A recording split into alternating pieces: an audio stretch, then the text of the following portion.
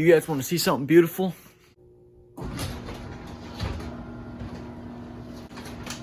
The garage door opens. So up until this point, I've been manually opening and closing the garage door, which probably took a combined 10 years off the lifetime of my back, but we'll deal with that when the time comes.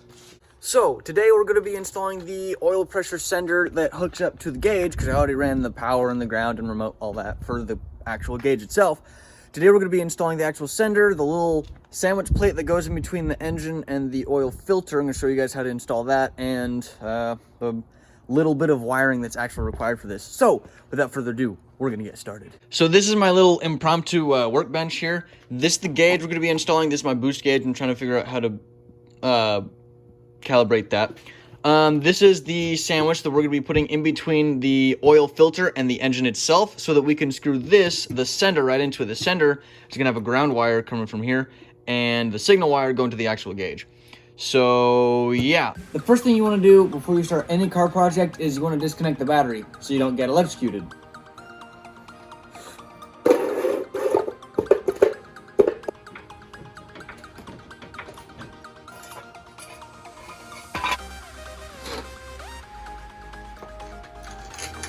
So this is a ProSport oil filter sandwich plate, and this is also a ProSport sender.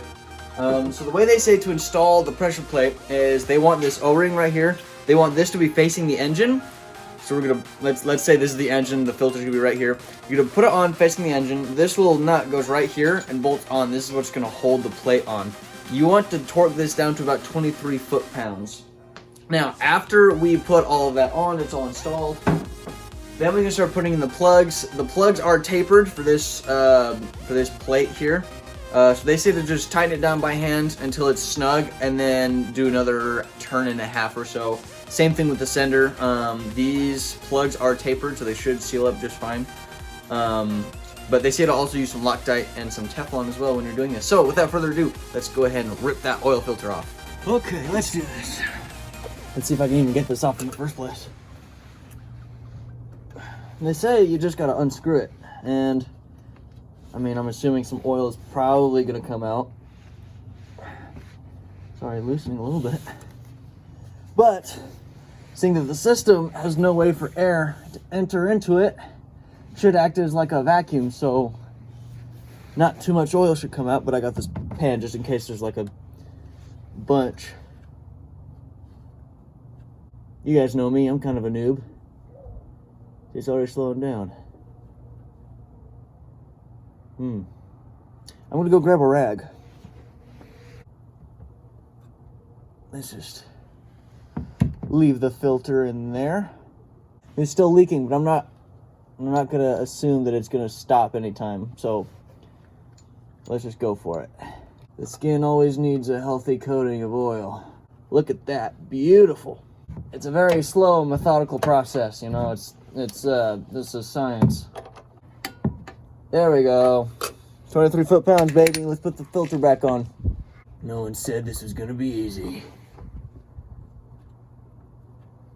Oh yeah, another thing you want to double check before you go on and take this off, you want to make sure that the spacing will work for your application, because this is gonna push the filter out a little bit, which means you gotta make sure your filter can actually get pushed out a little bit.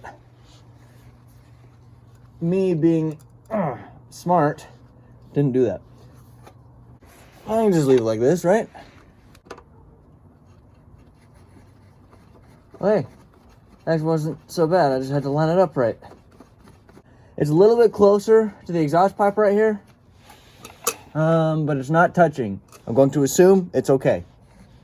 Of course, that's how fires start, but I have a fire extinguisher. All right, now let's install the plugs. Let's get some of that Teflon, though. That looks pretty good. Yeah. Nice and clean and dandy. We always want our cars looking dandy.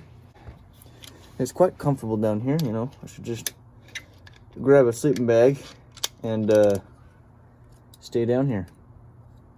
Right? Seems like a pretty good deal to me. They said if the plugs stick out a little bit, that's fine. They form an airtight seal, so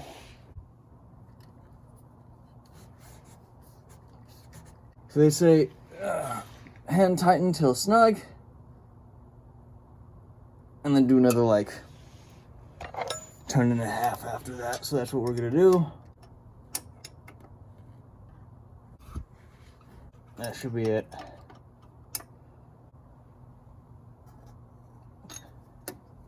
Completely on there. There aren't any leaks. Obviously, we won't know if it's leaking until we run the car. But for the time being, there's nothing dripping at the moment. So we're going to go ahead and start wiring it up.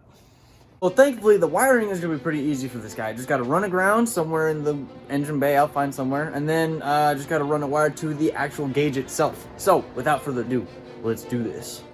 I'm going to run the wires up through here. And I'm going to ground out the sender right here. And then I'm going to send the actual signal wire that goes to the gauge through there. First connection I made was the ground. I used a 5/16 terminal. It's a little big for the sender, but it worked. Once it tightened down, it's fine. So let me go ahead and show you how I did this. All right, so here's the sender. The ground hooks up to the WK terminal. I know there's a G terminal. It seems like that would be the ground because G stands for ground, you know, but not in this case. G stands for the signal wire that's going to go to the actual gauge itself. So I went ahead and used the terminal, connected it up to the WK right there, and I kind of fed it up through here, trying to keep it away from anything that might hurt it or get it too hot. I don't think that'll be a huge issue, but you know, just in case. Kind of fed it around, put it behind this connection here so it kind of, you know, stays out of the way, and just ground it right here. That should work. If not, I'll have to move it, but that seems like a good spot. But you want to know something frustrating? So while I was installing the sender, look at what I found. Do you know what that is? It looks like an OEM oil pressure sender. It does. It does. Because my car has an oil pressure gauge from the factory, so it makes sense, and the wiring kind of goes up in there and stuff. So I'm curious if I could have just put that right there. Probably would have sent a code, but as soon as I put DSM link in, it's not really going to matter. But yeah, if only. So the next thing we're going to do is we're going to wire up the gauge itself. So we've already got the ground and the power and the remote and all that. We just got to connect the wire that goes to the actual sender. This shouldn't be too difficult. It's just one wire. It's just a matter of getting the wire over there, and I don't want it to kind of look out of place because I am using a yellow wire. I guess I could go buy a black one, but I'm not about to go buy a new wire just because I want it to be a different color. So the sender is down there. If you can see it, there we go. Sender's down there. The ground wire comes up here like I just showed you guys. So I'm thinking I'll just bring the remote wire up through here, around here, and then through the firewall back there. I could feed it through the back, possibly, just to keep it out of the way. But there's not a whole lot of wiring down there, and I feel like that's for a reason. I don't want anything to happen to the wiring, and you know, if I need it to be easily accessible, it needs to be at the top. So I think that's what I'm going to do. I'm just going to kind of feed it that way and through the firewall.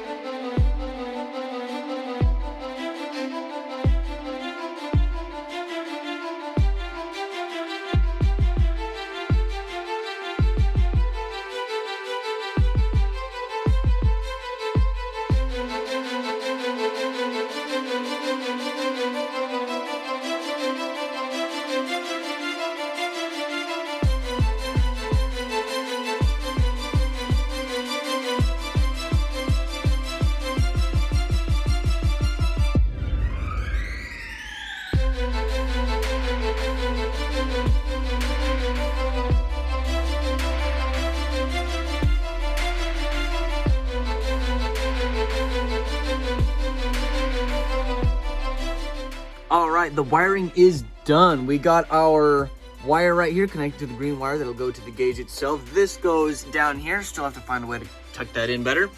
I tried to keep all the wiring out of the way by kind of wedging it like behind stuff and like forcing it to be behind things so that nothing gets, you know, snagged on any of the pedals or anything like that. The wire comes through the firewall right there, and then I tried to keep it out of the way, kind of looped it in and out of things, tried to keep it sort of hidden as it can be for being a yellow wire.